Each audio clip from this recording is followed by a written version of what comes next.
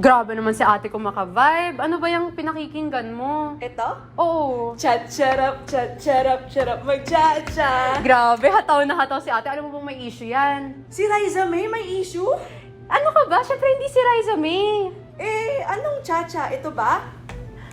Tama na ate ko. Hindi rin. Sino? Cha-cha, going bulilit?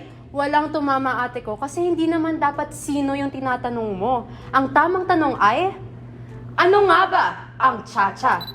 Ano nga ba ang cha-cha? Cha-cha na nangangahulugang charter change.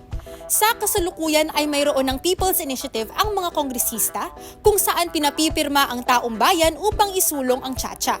Ito ay isang reforma na nagnanais amyendahan ang 1987 Philippine Constitution sa paglalayong mapabuti umano ang kalidad ng edukasyon, ekonomiya at sektor ng agrikultura sa bansa. Halimbawa, pinabalak na payagan ang mga dayuhan na magmay-ari ng lupa sa Pilipinas upang pumasok daw ang mga investment. Talaga nga ba?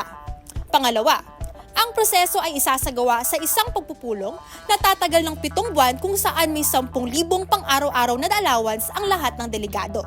Sana all, hindi ba?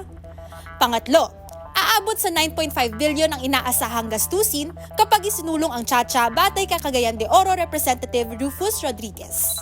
Ang 1987 Constitution ang nagdidikta sa kalayaang meron tayo ngayon, lalo na't binuo ito upang labanan ang karahasan, pagsasamantala at pang-aabuso matapos ang napakahabang panahon ng opresyon at pagdanak ng dugo noong dekada 70. Kaya naman hindi talaga maiiwasang mapatanong kung maskara nga lang ba ang cha-cha upang matakpan ang pangsariling interes lalo pat laganap ang mga dinastiyang politikal sa bansa tulad ng pamilyang Marcos. Gayun din, unang-una na higit na maaapektuhan ng cha-cha ang demokrasya ng bansa.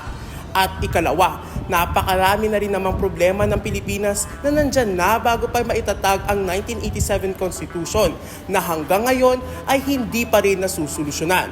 Sapaw lang ang cha-cha sa mas malalang suliranin ng Pilipinas at panakipbutas lamang ito ng mga mapagsamantala upang makamit ang kanilang mga itinatagong agenda.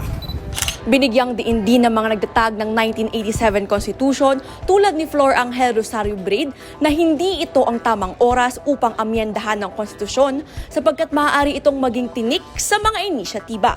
Sa kabilang banda, iginiit naman ni House Speaker Martin Romualdez na makatutulong daw ang cha-cha sa ekonomiya ng bansa. Subalit, sinasalungat naman ito ng 9.5 bilyong gastusing kaakibat ng pagpapatupad nito na siya ring maglalagay sa bansa sa alanganin. Bilang solusyon, marapat na magising na sa kaibangan ang gobyerno at masibaling ang atensyon at pondo sa mga dehadong sektor tulad na lamang ng mga mag-aaral kesa isulong pa ang cha-cha. Halimbawa, nariyan ang mga suliranin tulad ng palpak na kurikulum at resulta sa Program for International Student Assessment o PISA. Ayon nga sa The Alliance of Youth o TAYO Against Charter Change, hindi naman cha-cha ang kailangan ng bansa, kundi ang mariing pagrereforma ng mga polisiya upang tunay na masugpo ang lumalalang suliranin sa edukasyon at oportunidad. Kaya naman nararapat na mapunan ang sektor ng edukasyon ng hustong budget at sistematikong pamamahala. Naway huwag sanang madarang ang mga mambabatas sapagkat kahit na tila mahalimuyak ang pangakong hatid ng cha-cha, sa katotohanan ay umaalingasaw ang madungis na motibo sa likod nito. Higit sa lahat, huwag sana nating ibaon sa limot ang kagitingan ng mga Pilipino noong Pebrero 25, 1986 sa kahabaan ng EDSA na dahilan kung bakit natatamasa natin ngayon ang ating mga karapatang isinulat sa 1987 Constitution. Maraming salamat sa pakikinig. Ako si Sam Evangelista. Ako si Hannah Chavez. Ako si Fiona Catalan. At ako si Mac Alxar para sa Lights. Camera, Opinion.